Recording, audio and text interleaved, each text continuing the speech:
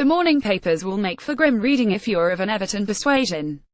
And especially if you happen to be Ronald Koeman. The Blues boss was the story at Goodison Park on Sunday, his side torn to shreds by Arsenal at Goodison Park. 9 games into the campaign, Everton find themselves in the Premier League's bottom 3. Only 3 teams have scored fewer goals, only 2 have conceded more. The problems are deep-rooted. Here's what the national media had to say about the Blues' latest horror show. The Guardian: Koeman is scrambling for answers and producing nothing. Andy Hunter: it was a lone voice, but the noise and sentiment will not have escaped Everton's power brokers, Fahad Moshiri and Bill Kenwright, sitting in the front row of the Goodison Park director's box.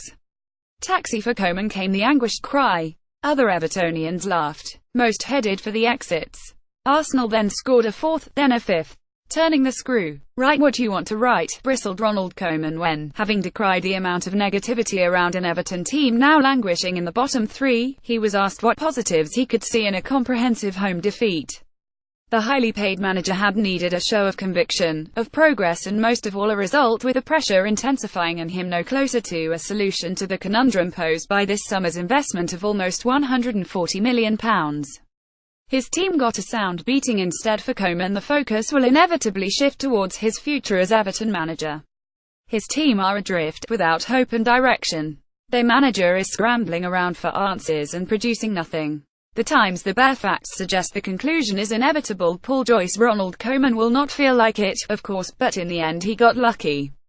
Fortunate that Arsenal did not reach double figures, and blessed that, when the final whistle sounded, there were so few Everton supporters left inside Goodison Park to unleash the expected torrent of abuse. Condemnation was replaced with a sense of resignation. Write what you want to write, was the Everton manager's acerbic parting shot during a brief post-match press conference, but, not for the first time this season, his judgment was skewed. His concerns should not be about those in the press room, but the boardroom.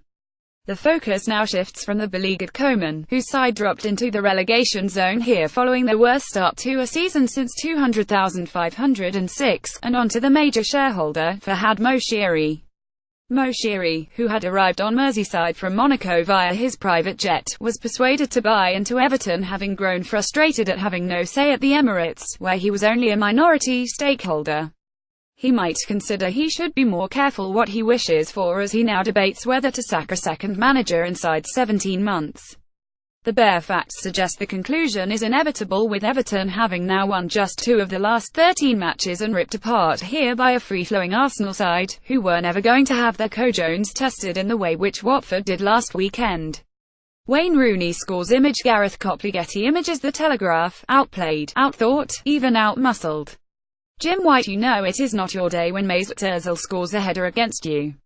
You know it is not your day when you gift your opponents their first away win of the season.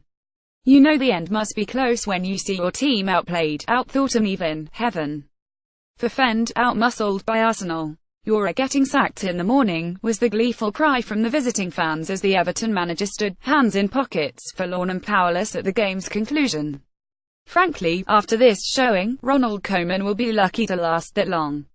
And to think, after the abject home performance against Lyon, which had done little more than showcase the multitasking capabilities of local fathers as they combine childcare with hooliganism, it had started rather well for the beleaguered Everton boss. There was nothing as likely to rally Blues fans behind him as a newspaper report suggesting David Moyes was being lined up for a return as his replacement. Taxi for Koeman, someone shouted as that 5th goal sounded a death knell on the Dutchman's career. By the time the final whistle blew, there was barely anyone left to order him one. Ronald Koeman looks on prior to the Premier League match between Everton and Arsenal at Goodison Park on October 22, 2017 in Liverpool, England. Image photo by Gareth Copley Getty images. The Independent: Everton's problems stem from their defence. Samuel Love: at Everton's poor form has been well documented, but at the heart of their malaise is a disorganised and out-of-sorts defence. The likes of Ashley Williams continue to show passion, though not necessarily in the right way, but it's not been enough to whip the backline into shape in recent games. Arsenal's second goal particularly highlighted Everton's weakness at the back. Beating his opposite man to the ball from just 5 yards out, Ozil headed home in his first goal of the season to put the visitors ahead.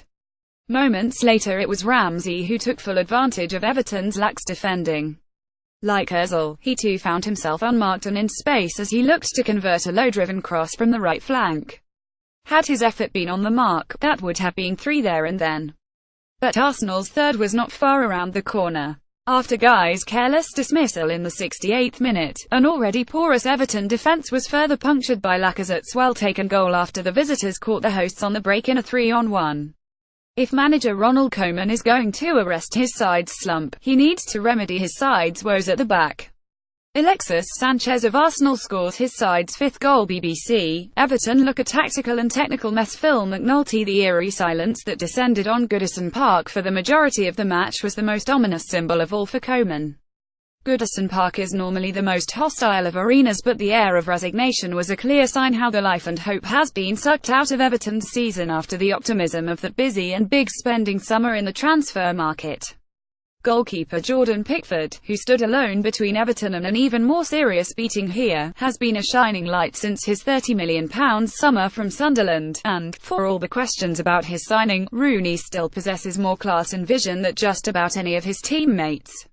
Other than that, Everton look a tactical and technical mess, the muddled thinking graphically illustrated by the movable feast or famine that is Koeman's team selection.